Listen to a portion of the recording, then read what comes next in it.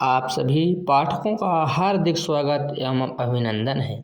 इस क्लास में भक्ति एवं श्रृंगार जिसके कवि कविवर बिहारी जी हैं, तो इनके द्वारा रचित दोहों पर आधारित प्रश्न अभ्यास यानी अभ्यास प्रश्न करेंगे इस वीडियो में। प्रश्नोत्तर का करौ कुबत जो कुटिलता तजौ न दीन दयाल, दुखी होंगे सरल ही बसत त्रिभंगी लाल। प्रश्नोत्तर का पहला संदर्भ प्रस्तुत पद्यांश हमारी पठित पाठ्य पुस्तक हिंदी के काव्य खंड में संकलित भक्ति एवं श्रृंगार नामक पाठ से लिया गया है, जिसके कवि कविवर बिहारी जी हैं। कवि रेखांकित अंश की व्याख्या। कवि कहता है कि मैं अपना कुटिलता अर्थात टेढ़ापन नहीं छोड़ूंगा, क्योंकि यदि मेरा हृदय सरल हो गया तो 3 जगह से टेढ़े त्रिभंगी लाल अर्थात श्री कृष्ण को सरल हृदय में निवास करने में कष्ट होगा। कितनी सुंदर बात कर रहे हैं। तीसरे वाले प्रश्न का कि बिहारी अपनी कुटिलता का त्याग क्यों नहीं करना चाहते हैं। बिहारी का मानना है कि यदि हम अपनी कुटिलता अर्थात टेढ़ापन त्याग देंगे तो सरल हृदय में निवास करने पर त्रिभंगी लाल को कष्ट होगा, यानी जब वो मुरली बजाते 3 जगह से टेढ़े होते। चौथा, प्रस्तुत दोहे में कौन सा अलंकार है। इसका उत्तर है प्रस्तुत दोहे में श्लेष अलंकार है। पांचवा कि बिहारी को अपनी कुटिलता छोड़ने पर भगवान श्री कृष्ण को क्या कष्ट होगा। तो बिहारी के अनुसार बिहारी को अपनी कुटिलता छोड़ने पर भगवान श्री कृष्ण को यह कष्ट होगा कि उनका हृदय सरल हो जाएगा, जिसमें निवास करने में त्रिभंगी लाल को कष्ट होगा। त्रिभंगी लाल यानी श्री कृष्ण भगवान जानते ही हैं। अब खा कि अजौ त्रयौना ही रहो श्रुति सेवत अंग, नाग मास बे सरिल हो बसी मुख तनु के संग। तो इसका उपयुक्त पद्यांश का शीर्षक भक्ति एवं श्रृंगार है एवं कवि का नाम कविवर बिहारी जी है। प्रश्न क्या है कि उपयुक्त गद्यांश का शीर्षक एवं कवि का नाम लिखिए, तो उत्तर आपके समक्ष है। दूसरा, रेखांकित अंश की व्याख्या। तो रेखांकित अंश के माध्यम से कवि यह कहना चाहते हैं कि जिस प्रकार कान में पहना जाने वाला आभूषण जीवन भर कान में रहने के बावजूद भी वह नीचे ही रहता है, अर्थात लटकता रहता है ना नीचे, तो उसी को और कोई विशेष महत्व हासिल नहीं कर पाता, उसी प्रकार कुछ व्यक्ति जीवन भर वेदों या धार्मिक ग्रंथों का अध्ययन करने के बावजूद भी ज्ञान के वास्तविक मर्म को नहीं समझ पाते हैं। तीसरा, बेसर नामक आभूषण कहाँ पहना जाता है। तो इसका उत्तर है कि बेसर नामक आभूषण नाक में पहना जाता है। चौथा, धार्मिक ग्रंथों में वेदों के अध्ययन से श्रेष्ठ किसे बताया गया है कि वेदों के अध्ययन से श्रेष्ठ किसे बताया गया। तो इसका उत्तर है धार्मिक ग्रंथों में वेदों के अध्ययन से भी श्रेष्ठ ईश्वर की भक्ति को बताया गया है। तो इस प्रकार आप लोग अपने फेयर कंप्लीट कर सकते हैं प्रिय बच्चों। पांचवा प्रश्न है उपयुक्त दोहे में प्रयुक्त अलंकार का नाम एवं उसकी परिभाषा लिखिए। तो इसमें कौन सा अलंकार है। तो श्लेष अलंकार है। इसकी परिभाषा है श्लेष अलंकार वह अलंकार है जहाँ एक शब्द का प्रयोग एक बार ही होता है, लेकिन उसके एक से अधिक अर्थ निकलते हैं और काव्य में चमत्कार उत्पन्न होता है। अब प्रश्नोत्तर गा।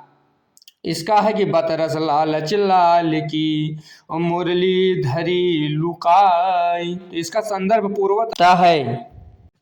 तो इसका रेखांकित अंश की व्याख्या इस प्रकार है। गोपियाँ अर्थात स्पेशल रूप में राधा जी को हम मान सकते हैं कि गोपियाँ श्री कृष्ण से बात करने के आनंद यानी बतरस यानी बात करने के आनंद के लालच में उनकी बांसुरी छिपा देती हैं, ताकि श्री कृष्ण उन्हें ढूंढने के बहाने उनसे बात करें। यानी जब उनसे पूछेंगे कि मेरी बांसुरी कहाँ है, तो बातचीत होगी, फिर बातचीत बढ़ेगी, तो गोपियों को आनंद आएगा, राधा जी प्रसन्न होंगी ना। तीसरा प्रश्न है राधा श्री कृष्ण की मुरली क्यों छुपा कर रखती हैं। तो राधा श्री कृष्ण से बात करने का आनंद लेने के लिए उनकी मुरली छिपाती हैं। चौथा प्रश्न, राधा ने मुरली के बारे में श्री कृष्ण से क्या कहा। तो राधा ने मुरली के बारे में श्री कृष्ण से कहा कि वह नहीं जानती कि मुरली कहाँ है। पांचवा, उपयुक्त पद्यांश का काव्य सौंदर्य लिखिए। तो इस पद्यांश में श्रृंगार रस है, इसमें ब्रज भाषा का प्रयोग किया गया है और दोहा छंद है। प्रश्नोत्तर घा का भी संदर्भ वही रहेगा, पूर्वत माने पहले के समान पूरे पद्यांश का संदर्भ एक ही होता है। दूसरा, रेखांकित अंश की व्याख्या इसकी देखिए। कवि कहता है कि यद्यपि नुकीली और बड़े नेत्रों वाली अनेक स्त्रियां संसार में हैं और सभी का नेत्र सौंदर्य भी एक सा प्रतीत होता है, तथापि सौंदर्य के पारखी यानी सौंदर्य को समझने वाले, जानने वाले अथवा रसिक जन ऐसी सभी दृष्टियों पर अनुरक्त नहीं होते। वे तो उस विशेष प्रकार की दृष्टि के ही वशीभूत होते हैं जो प्रेम पूर्ण और किसी किसी की ही होती है। तीसरा, चतुर लोग किन पर अनुरक्त होते हैं?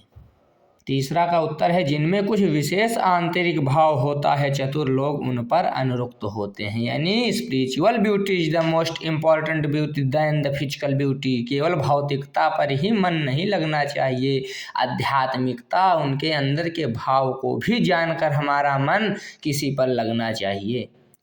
तो चौथा प्रश्न है, किनकी रीति एक जैसी नहीं होती? तो चौथा उत्तर है सभी बड़े नेत्रों वाली स्त्रियों की रीति एक जैसी नहीं होती। पांचवा प्रश्न है, उपयुक्त पद्यांश किस रस का उपयुक्त उदाहरण है, स्पष्ट कीजिए। तो उपयुक्त पद्यांश श्रृंगार रस का उपयुक्त उदाहरण है। इसमें किसी नायिका की सुंदरता, विशेषकर उसकी दृष्टि के आकर्षण का वर्णन है जो प्रेम और सौंदर्य के भाव को जागृत करता है, अतः यह श्रृंगार रस के अंतर्गत आता है। तो नीचे वाली पंक्ति से स्पष्टीकरण हो गया श्रृंगार रस का। प्रश्नोत्तर अंगा की दृग उर्झत टूटत कुसुम कुटुम जुरत चतुर चित प्रीत परति गाठ दुर्जन ही दई नहीं यह रीत। प्रश्नोत्तर अंगा का संदर्भ पूर्वत रहेगा, यानी पहले वाला है। दूसरा, रेखांकित अंश की व्याख्या। कवि यह समझाते हैं कि प्रेमियों के बीच प्रेम का बंधन इतना मजबूत है कि जब उनकी आंखें मिलती हैं और एक दूसरे में उलझ जाती हैं तो परिवार टूट जाते हैं, लेकिन चतुर प्रेमियों के दिलों में प्यार और भी गहरा हो जाता है। तीसरा प्रश्न है, नायक नायिका के प्रेम का दुष्टों पर क्या प्रभाव पड़ता है? तो कवि के अनुसार नायक नायिका के प्रेम को देखकर दुष्ट व्यक्तियों यानी दुर्जन के हृदय में ईर्ष्या और द्वेष की गांठ पड़ जाती है, अर्थात वे इस प्रेम से दुखी होते हैं। चौथा, प्रेमी और प्रेमिका का प्रेम और अधिक गहरा किस स्थिति में हो जाता है? तो जब दुष्ट उनके प्रेम को देखकर ईर्ष्या करते हैं तब उनका प्रेम और अधिक गहरा हो जाता है। पांचवा, प्रस्तुत दोहे में कौन सा अलंकार है? तो प्रस्तुत दोहे में असंगति अलंकार है। इसके बाद आप जल्दी से इस वीडियो में भाषा के रंग जो हैं इनको भी 2 मिनट में इनका भी पूरा उत्तर आपके समक्ष होगा। निम्नलिखित पंक्तियों में काव्य सौंदर्य स्पष्ट कीजिए। का नाक बास बेसरिल हो बस मुक्तन के संग। इसमें काव्य सौंदर्य है, अलंकार इसमें क्या है? श्लेष और अनुप्रास, भाषा ब्रज भाषा, रस श्रृंगार, इतना काफी है काव्य सौंदर्य में। वैसे भी ये बहुत महत्वपूर्ण नहीं है। खा जल चादर के दीप लो जगमगादि तन ज्योति। इसका काव्य सौंदर्य भाषा ब्रज, अलंकार उपमा, रस श्रृंगार। तो दूसरा प्रश्न है इसी भाषा के रंग का कि दोहा एवं सोरठा छंद का लक्षण लिखते हुए पठित अंश से एक एक उदाहरण दीजिए। तो ये दोहा छंद और सोरठा छंद है, इसको वीडियो रोक के आप लोग देख लीजिए, ये बहुत महत्वपूर्ण नहीं है। कविवर बिहारी जी का जीवन परिचय देखिए, साहित्यिक सेवाएं देखिए, भाषा शैली देखिए।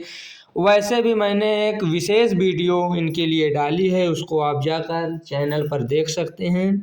और इसमें भी आपको लिखने का मन हो तो आप रोक कर लिख सकते हैं। आप सभी का हार्दिक धन्यवाद। आप लोग इसी प्रकार इस चैनल को जुड़े। वीडियो अच्छी लगे तो लाइक करिए, कमेंट करिए। कोई प्रश्न के लिए हिंदी और संस्कृत से संबंधित तो भी कमेंट कर सकते हैं। वीडियो को शेयर करें ताकि और बच्चे, पाठक, अध्यापक इससे लाभान्वित हों और हमारा चैनल बढ़े। इसके लिए आप सब्सक्राइब करें जिससे हम और उत्साहपूर्ण तरीके से आपके सेवा में वीडियो ला सकें। धन्यवाद।